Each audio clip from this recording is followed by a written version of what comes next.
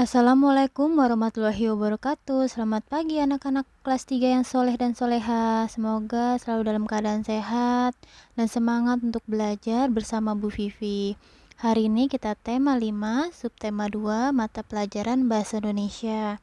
Dibuka buku tematiknya yang tema 5, disiapkan buku catatannya dan alat tulisnya. Sebelum memulai belajar, alangkah baiknya berdoa terlebih dahulu agar dipermudah dalam memahami materi. Tujuan belajar hari ini, siswa dapat menyampaikan informasi yang tepat tentang perubahan cuaca dan pengaruhnya terhadap kehidupan manusia.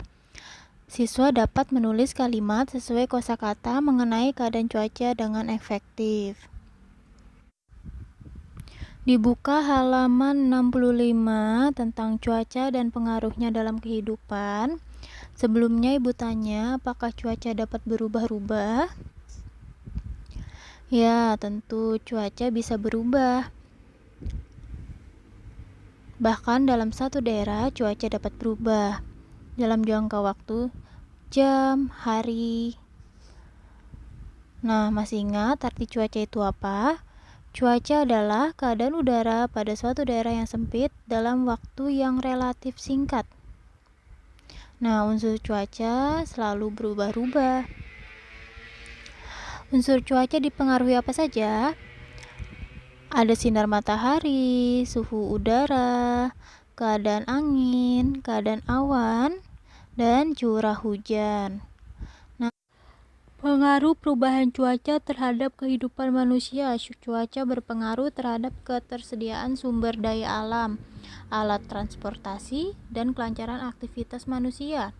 Contohnya, ketersediaan sumber daya alam. Bercocok tanam. Cuaca mempengaruhi pertumbuhan tanaman dalam pertanian dan perkebunan. Jika cuaca yang hujan terus-menerus, tanaman akan sulit tumbuh. Lalu, dalam dunia penerbangan, cuaca salah satu faktor dalam kelancaran penerbangan. Jika cuaca sedang buruk, seperti ada badai, maka penerbangan akan ditunda. Nah, kelancaran aktivitas manusia, contohnya nelayan. Cuaca mempengaruhi ombak dan pasang surut air laut dalam pelayaran. Jika ombak sedang naik, maka nelayan tidak berani untuk berlayar. Kita akan bahas satu persatu pengaruh perubahan cuaca bagi kehidupan manusia. Yang pertama, cuaca panas. Kita dapat mengeringkan pakaian, mengeringkan makanan seperti kerupuk, ikan, dan lainnya. Mempengaruhi kesehatan manusia seperti akan terkena dehidrasi karena suhu udara yang naik atau panas. Cuaca panas yang terus-menerus akan berakibat kekeringan. Cuaca cerah, nyaman untuk beraktivitas di luar rumah, contohnya olahraga, bermain, piknik. Cuaca mendung atau berawan, kita tidak dapat beraktivitas leluasa di luar rumah karena cuaca mendung atau berawan berpotensi untuk hujan. Yang kedua, segera mengangkat benda yang sedang kita jemur. Yang ketiga, siap sedia payung atau jas hujan. Cuaca hujan. Hujan yang terus-menerus dan berskala besar berakibat terjadinya banjir. Hujan juga kita tidak dapat beraktivitas di luar ruangan, membutuhkan makanan dan minuman yang hangat, menggunakan pakaian yang tebal atau hangat karena saat hujan cuaca menjadi dingin, memakai jas hujan atau payung jika berada di luar rumah. Selanjutnya, cuaca ekstrim. Cuaca ekstrim adalah kejadian cuaca yang tidak normal seperti cuaca yang berubah-ubah sangat cepat. Pagi hari cerah atau panas, tiba-tiba tidak selang waktu berapa jam cuaca hujan dan melewati ambang batas seperti hujan yang berlebihan sepanjang hari, angin yang mempunyai kecepatan tinggi. Nah, cuaca ekstrim berpotensi menimbulkan bencana alam dan korban jiwa, bahkan mengakibatkan tubuh mudah terserang penyakit.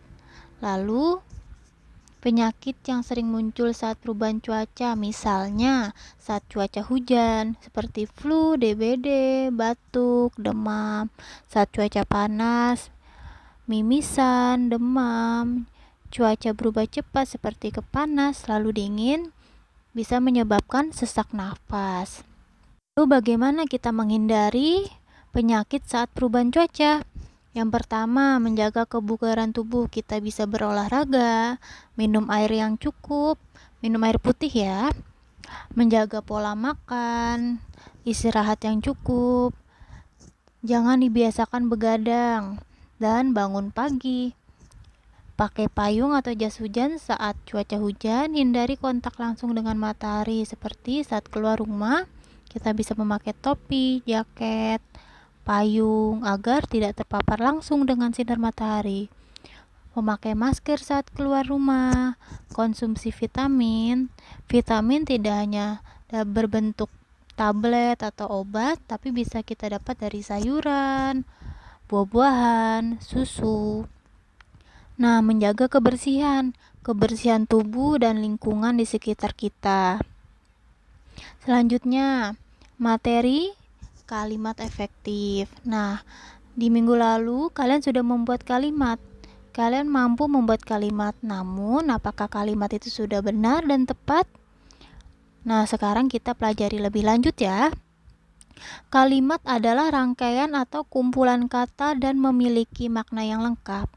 Dalam kalimat ada kosakata, yaitu susunan atau kumpulan kata yang dimiliki, diketahui dan dimengerti seseorang yang digunakan dalam membuat kalimat. Ciri-ciri pada kalimat yaitu yang pertama dimulai dengan huruf kapital. Bisa membedakan ya huruf kapital yang seperti apa. Diakhiri dengan tanda baca seperti titik, tanda tanya, tanda seru. Minimal terdiri dari subjek dan predikat. Nah, kita pelajari apa itu kalimat efektif. Kalimat yang baik dan benar, baik ejaan maupun tanda baca, dan dapat dipahami orang lain.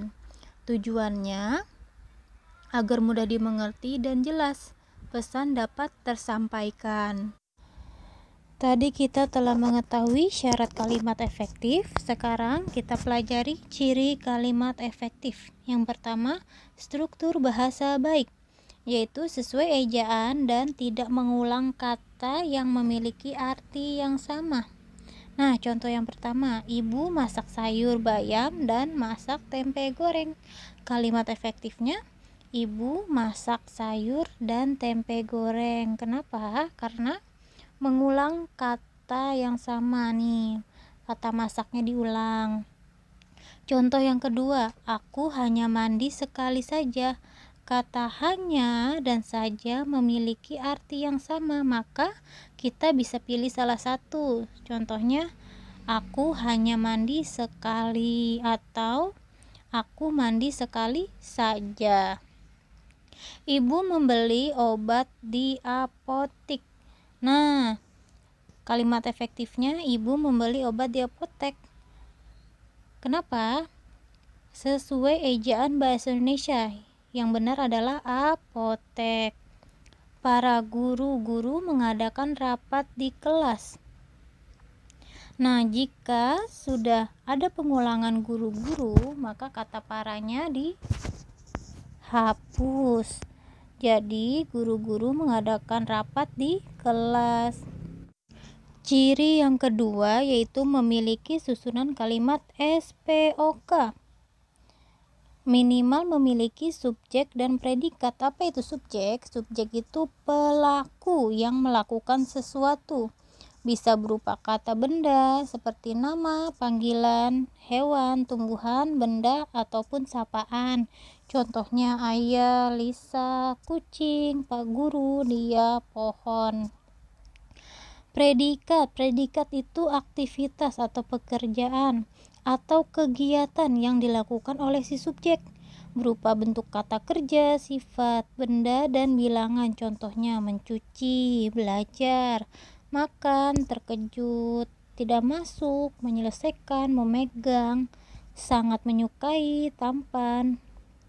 Contoh kalimatnya, Lisa sedang belajar. Lisanya adalah subjek, sedang belajarnya adalah predikat. Ciri yang ketiga, tidak meletakkan kata depan di awal kalimat.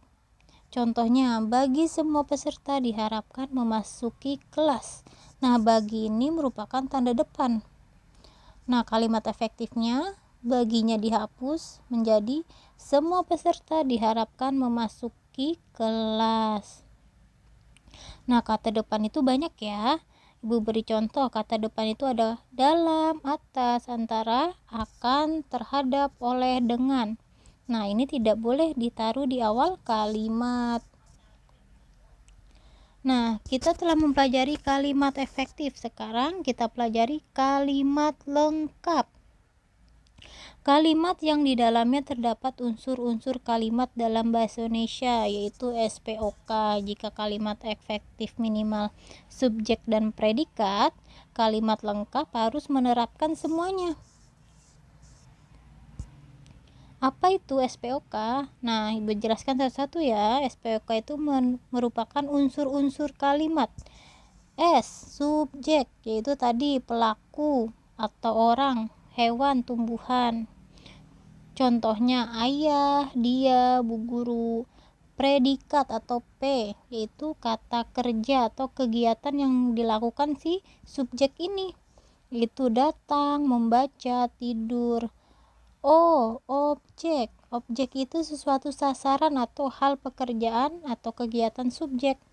Contohnya motor, bunga, buku.